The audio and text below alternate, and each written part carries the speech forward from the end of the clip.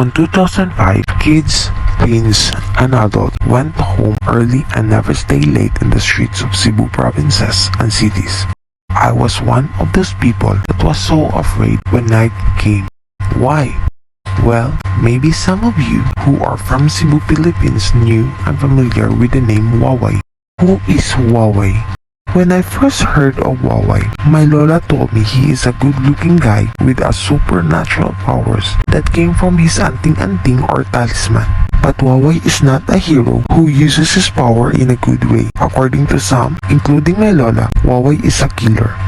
He kills people to avenge the murder of his wife, and his favorite targets are pregnant women. He also kidnaps kids and kills them.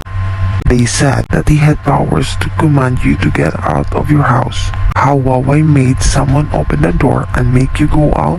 According to the rumors that spread all over Cebu, Waway will step in your sleeper and spit his saliva on it, and then cause the owner of the sleeper through his mind. I know all of you who are from Cebu can recall how we all kept our sleepers inside the house. Our parents came home early because they are also afraid of Waway. As I look back to those years where Waway's name was so rampant, I remember people said he can change his hair color and also can transform himself into different kinds of animals as he wishes. The once busy roads of Cebu became quiet every night because all the Cebuanos was so afraid of Waway, who was that time was also known that will kill 40 persons per day. Teens who stayed late at night from 12 a.m. to 4 a.m. no longer can be seen because they made sure they are home before 12 midnight. But this Waway was not real. I mean, he really existed, but not because of the rumor that scared the Cebuanos, but for the reason that he was a criminal who eluded his case. Waway was only used by some people to scare the kids, and that paved a way to spread all over Cebu. The story changes from one mouth to another. That was the beginning of everything. From a simple fugitive, Waway became an urban legend that some of us would laugh recalling those times that we are so afraid of him. Orleto Toledo, or also known as Waway, was a robber and a murderer. I tried to look more on the internet on how it started the rumor, but I get the same stories. No information on how it started, and even Orleto Toledo's biography doesn't exist.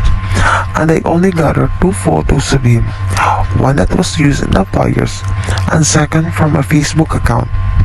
Also, his wife was not raped or murdered.